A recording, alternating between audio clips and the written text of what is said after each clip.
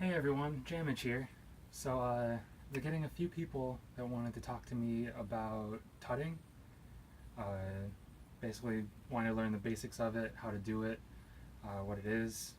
So I figured I'd put together a little video. Hopefully, it won't be half hour long because my last run was that long. Try to cut it down. But yeah, tutting. Tutting started off in popping as a style. Uh, so back in the 80s, they had popping. Tutting was basically kind of like a counter to waving in a way. So like waving is very fluid. Tutting is very geometric, and it focuses a lot on these right angles. So you have a lot of vertical and horizontal lines going there. Uh, yeah, it's primarily just going into those different shapes, those harsh angles, making boxes. It doesn't necessarily have to be only vertical and horizontal. If any Steven Universe fans out there, the diamond salute is pretty much a box tut, but it's flipped 45 degrees. So you have kind of diagonals going here. You can kind of play with that, but for the most part, you're gonna be sticking to these vertical and horizontal boxes, these right angles, with the different joints of your body, basically. So all those. So yeah, let's get into it. First off, stretching. So tutting isn't exactly the most natural feeling thing for you to do, especially at first, especially some of these angles here and moving your wrists around. So your elbows and your shoulders should be fine, but mostly I want to focus on stretching your wrists. Preface before I go into any stretches, make sure that you keep your own body in mind. Don't push yourself too far. You don't want to just like break your wrists trying to get these angles. They'll come over time. Just do about like 20 to 30-second holds and just do it where it's a little uncomfortable, not where you're hurting yourself at all for any of these stretches. So first off, probably the easiest way to stretch out your wrist is to get a wall. I'm going to use my guitar case here because that lets me get closer to the camera. We're basically just taking the wall and then just pressing your hand up against it for a nice like 20 to 30 seconds, like I said. Just do that a few times a day. Yeah, make sure that you're keeping your own limits in mind. You don't want to force anything if it's too uncomfortable or if it's not good. It'll stretch out over time. It'll get that wrist more flat and more harsh in there. So make sure you can do palm up or palm against the wall, and do back of your hand against the wall. Just kind of press it in there a little bit. Yeah. Other than wall usage, figure out how to rotate this and put it on the ground. So other than the wall, you can easily just put your hand out in front of you and then just kind of pull your fingers and your palm a little bit, kind of like right at that knuckle joint area. Just kind of pull back a little above there, and you'll feel it in your wrist down here as you pull stuff back. Just like I said, don't force it. Just kind of let it go. You can do that palm up. You can do it palm out with your hand down. You can pull back there. That'll get a nice stretch across this part of your forearm and your wrist. And you can do it palm out in other locations as well. And then palm facing in, and just kind of pull that hand in. So just doing some of those. Like I said, don't want to push it. Like if you're an artist, you probably know some of these wrist stretches. You don't want to do anything that will harm your wrist, your body. But yeah. And then there's wrist rolls, so you can just kind of like move your hands around, just roll them around, get them a little looser, ready to do some work. It's like a little dynamic stretch. But yeah, So you have those, and that's it for these stretches. It's really just something that will help you hit those angles. From there, first part that I learned for tutting is actually something with the silly name called helicopter hands.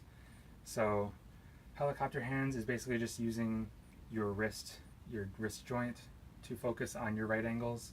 So you're just moving your hands around, kind of like a helicopter blade in a way. I mean, there's rotation and hinges there, so it's not really a helicopter, but you get the idea. It's focusing on that rotation around the wrist. So to start out there, there's 4 main positions for helicopter hands. You have your hand up with your palm out, right there. You hinge that over on your wrist so your palm is facing in and your hand is down. And this next one is reversed because of the way like your anatomy works with rotation. Your hands rotate in to the inside of your body, so your left hand rotates to the right, and this is going to be reversed because of the camera, but your right hand rotates into the left with your palms facing in, and then from there you flip them out so that your hands are facing outwards with your palms outwards, and then you rotate those up so you're back at the start. So it's just this motion here, which is your main 4 positions for your wrist tuts, your hand tuts. You can kind of move these around, offset things. There is, aside from those 4 positions, there is a variation with 6. So if you'll notice, I really just focused on these 4 here, but from these 2, you also, it requires you to like rotate your shoulder in a way instead of just your forearm. So these only focus on the forearm. The 6th, the 2 extra positions, you just kind of rotate here, and it rotates more along like your elbow and your shoulder to get that 6th one here, and then that rotates over to that 6th one there. So you can have both of these on the sides. It's just this extra shoulder rotation that you're adding in there.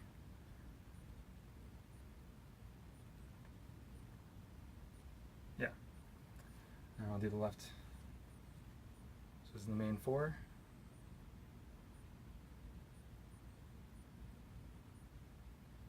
And then there's the 6th, which is just doing this full 180 arc instead of just the 90 switch, 90 switch. So switch, 90, switch, rotate, hinge, rotate, hinge. It's just that kind of main motion with helicopter hands. And like, feel free, you don't have to do them together. You don't have to do them like that. You can focus on just one hand at a time to really get that feeling in there. And with anything, like if your angles aren't super crisp in those zones, don't feel bad or anything. You'll get it over time with the stretches and with practice. You'll get a feeling for the positions and everything. So building off of helicopter hands, we have boxes. So boxes are basically an illusion with tutting, where because you have all of these right angles, you're creating shapes in negative space. So we have this box that I'm moving around. It looks like I'm pushing it in different directions. You can extend it and do kind of like other stuff here.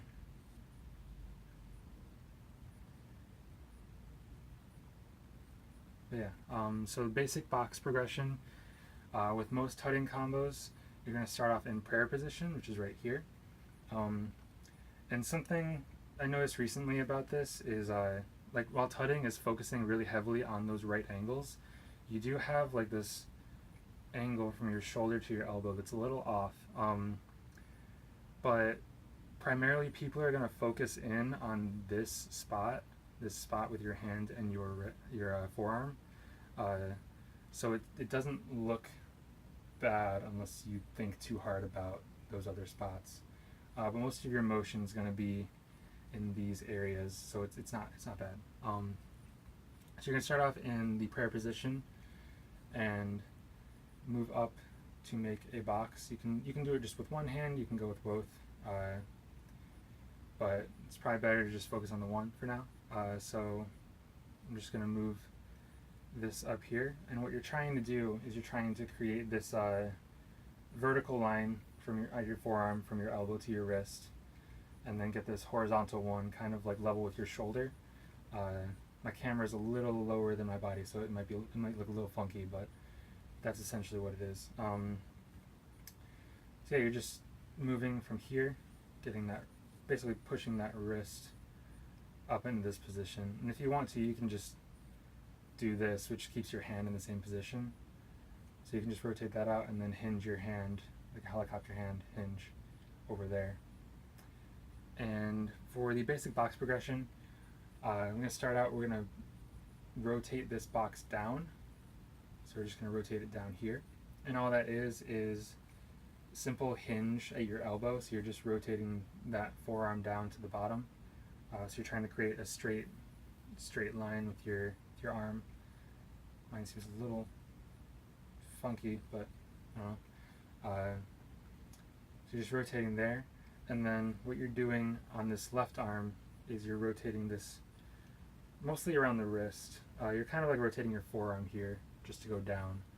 So if you do that individually, it's just right, left, right, right, left. Yep, and together, you just rotate the box down. Just rotating that down there. And from here, the progression, you're basically going to mirror what this looks like. So you're just swapping it to the other side. So what happens if you do this one piece at a time again, we have the right arm, which basically moves up into that downwards prayer kind of position. You're just putting your palm up here, creating this horizontal line with your forearm. If I were to, I can't really do that. So if you want, you can even hinge the wrist out and then flow it in to hit that spot if you feel more comfortable to break down the individual motions there instead of doing it all at once. You can just hinge it and then bring it in. And then the left arm here is going to go out into this box position. You're just going to move the wrist down, rotate the palm or the hand in. If you want to split that up too, you can just rotate your forearm so that it's vertical down and then hinge in your wrist. I'm just trying to break down some of these motions so that they're a bit more understandable. I hope that the words make sense. Sometimes it gets a little funky between like, oh, your wrist does this, your forearm does that, but yeah. So you're just kind of doing this motion here. And then from here, you're just going to rotate back up. So it's just the opposite of what we did over here. You're just going to take these, rotate around the elbow here so that you're going up. And you're just going to rotate this kind of around like the wrist and forearm here so that it's going from down to up. So you just have this kind of look to it. And then from there, you're just going to do another mirror. So if you want to break it down to individual motions, you can rotate this right arm up so that the forearm is vertical, and then hinge the wrist in, or hinge the hand in. And then you can hinge this hand out on the left, and then rotate your forearm so that it's horizontal there. So let me just reverse that, kind of. So you're basically just pushing the box like that again. And it kind of has this rotation look to it, so like the top side here is now becoming the side of the box here. So your palms basically create the surface of the box as an illusion. So you're just moving this box from side to side. Here's the single breakdown. But yeah, definitely with a lot of these box progressions, play around with some of those positions and those individual movements. So like put on like a steady beat song if you know any popping artists. I know Tin Man has like really good steady rhythms with his songs. A lot of those will kind of help you to focus more on just the motion one at a time, moving things around, making sure that you're hitting beats and everything. And the biggest thing with tutting really is just knowing these positions. Like I'm not thinking too hard about where I'm going with these at this point because I've practiced them hundreds of times. I've done this a lot, and it probably still needs a little bit of cleanup, but they look pretty good, in my opinion. I don't know. But yeah, like if you can get some music, if you can get a mirror or like selfie video camera kind of thing going on, where you're able to check to make sure that everything looks like it's a vertical or a horizontal line, or mostly that everything's straight and you have this right angle going here, because you can do those like diagonal things. Like I said, they're just a little, I haven't worked with them much, so they're a bit different. For the most part, just make sure you're checking those. You don't want to create too many bad habits with where your angles are, and like feel free to break things down individually. Like focus just on that one hand making its rounds in the box progression, and explore different positions. And after you like practice that a lot with one hand, you can even start to vary things up with the box progression. So it kind of like loses the box format, but like going from here, I've offset where my box normally starts at. So my box would start here. I have my left hand down instead. If I just continue the progression, it has this completely different look to it.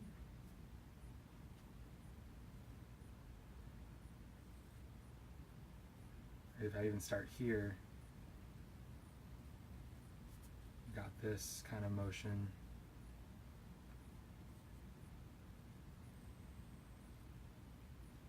Starting here, you'd get that. So like play around with things, kind of like do them individually, offset them, just to get a better feeling for where things are, where they can go, and what kind of like visuals you can create with that, because it's a very abstract illusion that you're creating of like control, locomotion, all that. So those are some, like, that's a really basic box progression. Like you can push some things out to create other boxes, but I don't want to go too much over that.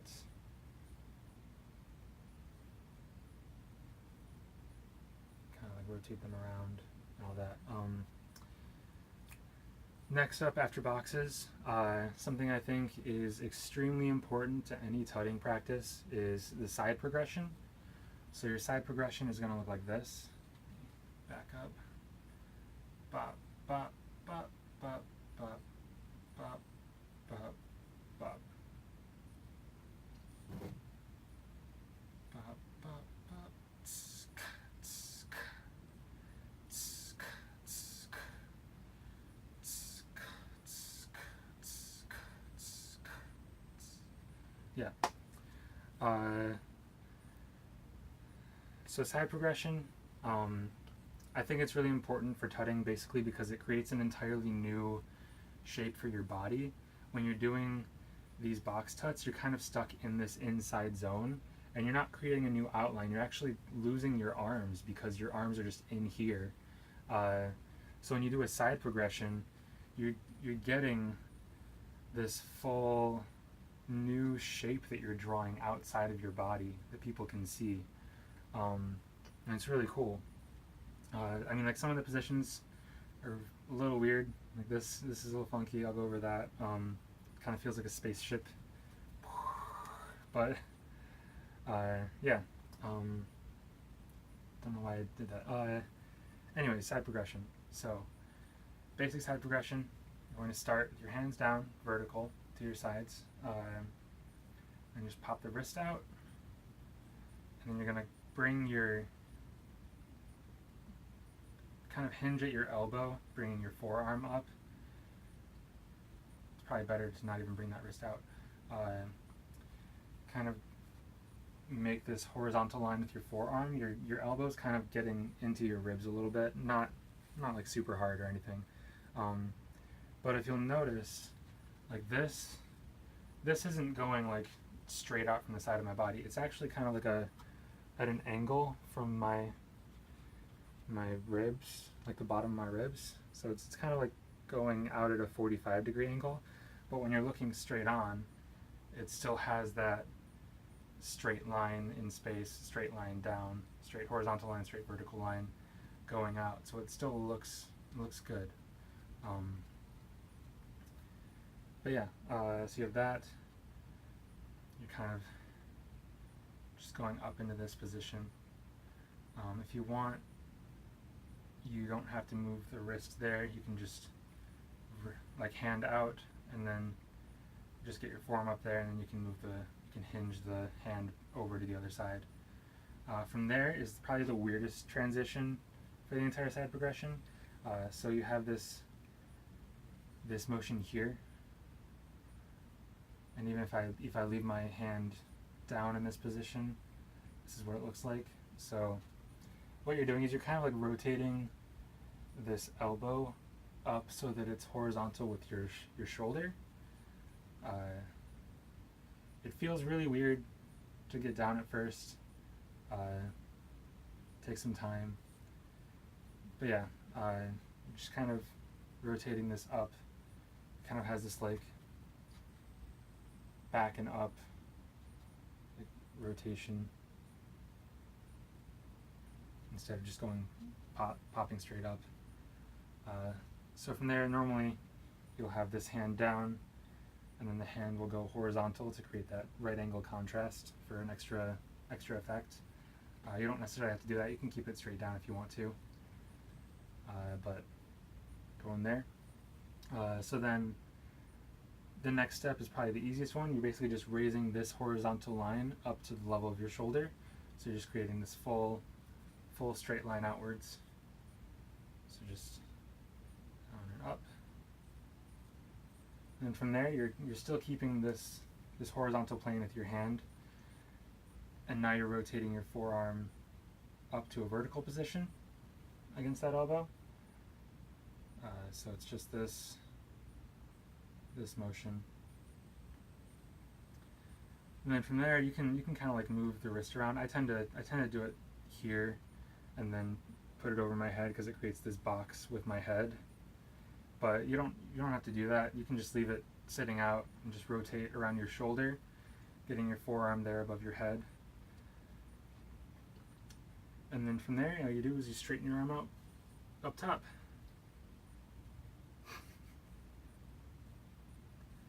Yeah. And you just bring your forearm down, back on top of your head. Rotate around the shoulder to get this back down. Make it flat. Bring it down to this funky angle where you're making the straight line with your shoulder to your elbow, vertical from your forearm, and then flat with your hand. And you rotate your elbow back down around to your ribs. Get that straight line there. And then bring your hand down, you bring your wrist down, and then rotate your hand back in vertical. So on the left side here, I'll show what that looks like again. So hand out, forearm there, elbow rotates out and straight, hand up, rotate around on top of the head, and then up top. Rotate around the elbow, around the shoulder, around the elbow, elbow, move the elbow, and then bring the wrist down and vertical. So, bop, bop, bop, bop, bop, bop, bop, bop, bop, bop, bop, bop, bop. Yeah, that's the basic side progression. And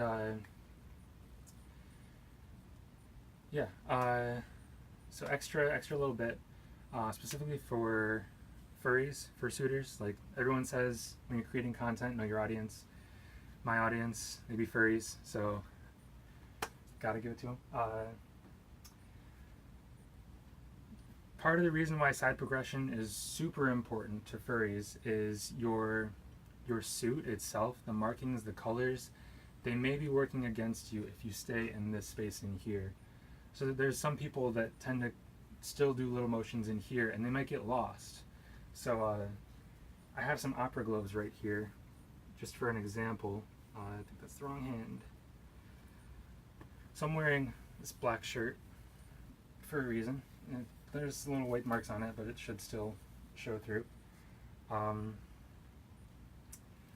If your bodysuit, if your body has similar colors to your arms, you will probably really want to focus on those outside angles out here, because you'll make an entirely new shape with your body. It'll be more noticeable.